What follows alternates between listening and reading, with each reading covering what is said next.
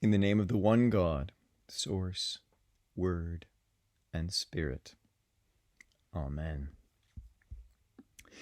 In normal times, back when we were able to do what we always did, the fourth Sunday of Lent was often called Mothering Sunday, and at the end of the service we would hand out flowers to all the mothers and those who are motherly. In some places, they even eat simnel cake on Mothering Sunday as a break halfway through their Lenten fasting. But there is nothing normal about the times that we are living in right now. But maybe these strange circumstances can help us to better understand the radical message of Jesus, especially in today's gospel story that we just heard. Jesus says to his mother, "Here is your son." And then Jesus turns to the beloved disciple and says, "Here is your mother." Now, it's really important for us to understand that Jesus did not get them together over dinner and say, "I'm going to be going away for a little while. Just to make sure you're both going to be all right, Mom, here's your son and here's your mother." No.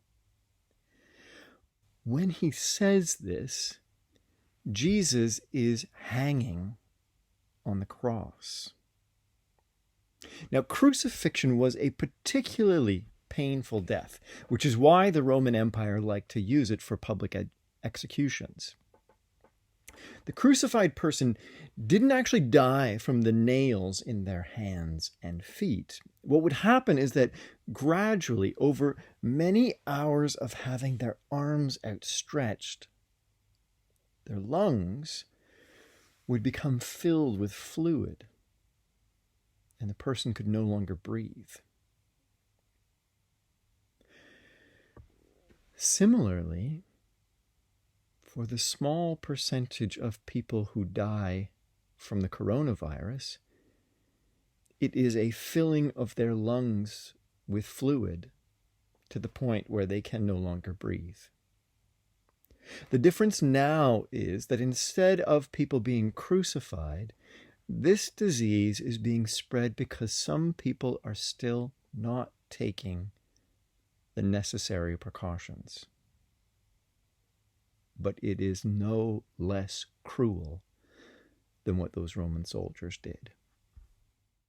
So Jesus is literally moments from taking his last breath when he speaks to his mother and the beloved disciple. If we think about it, he must have struggled with every word.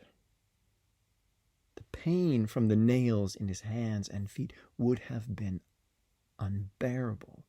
The strain on his arms, unrelenting. But we never see that image on a Mother's Day card, do we? So that raises the question, why do we hear this story on Mothering Sunday? Why not something happier, prettier?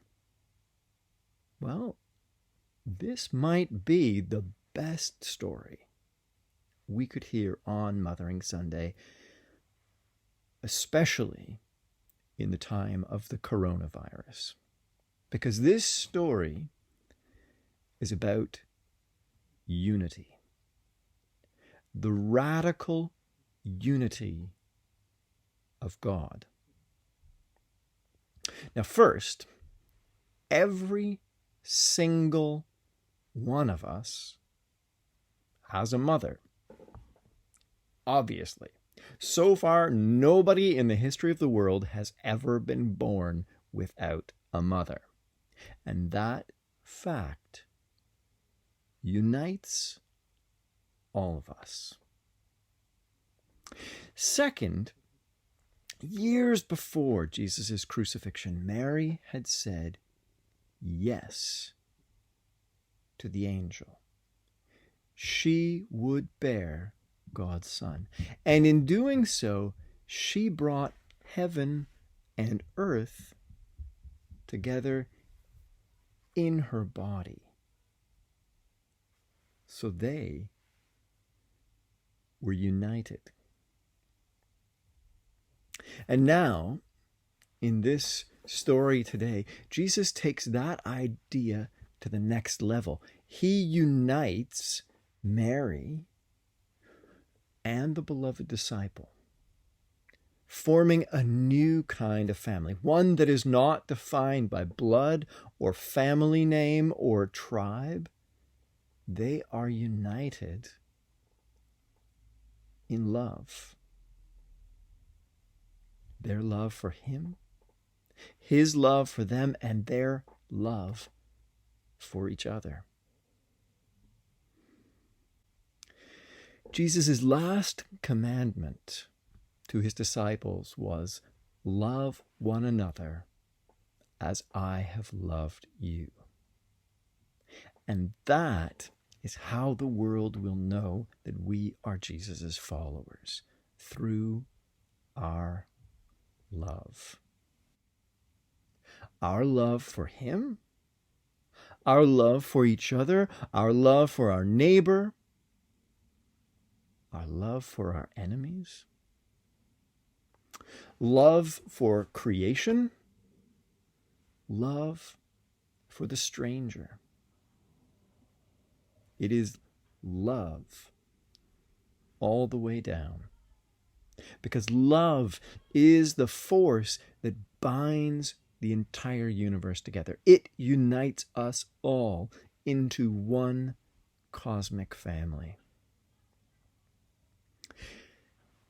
And if there is one thing we are learning from the current coronavirus situation, it is that we are all united. This disease doesn't care about differences in age, race, language, gender, sexuality, wealth, or which passport we carry. And it uses our habits against us. Because we've been trained to think that of ourselves as individuals, and that what we do or what we decide won't affect anyone else. But this disease shows us that even the tiniest choices we make have a huge impact on the lives of others. Maybe even others who are living on the other side of the world. We are being reminded of our unity as humans.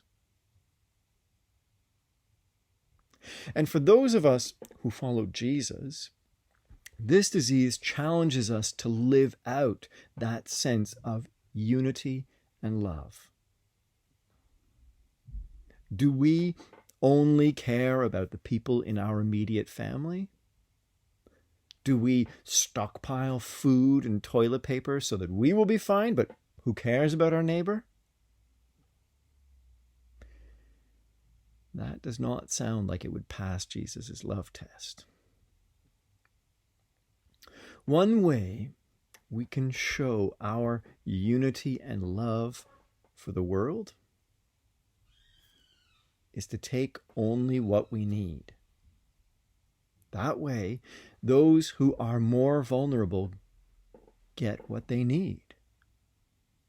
Because we are all united in this together. And even though we should only be leaving our homes when it is absolutely essential, we can show our unity and love by staying home. It sounds backwards, doesn't it? But there is nothing to stop us from having contact with each other on the phone or Skype or Facebook or email. We have been praying with a bunch of strangers every evening and every morning on a platform called Zoom. So all of us, we are learning how to show unity and love in some new and exciting ways. In his own moment of suffering and pain, Jesus looked at those he loved And he told them to be united in love for each other. And he is saying the same to us now in the world today. Love one another. Love one another like a mother loves her son, and as a son loves his mother. And love one another as I loved you. And because of that, we can still say, thanks be to God. Amen.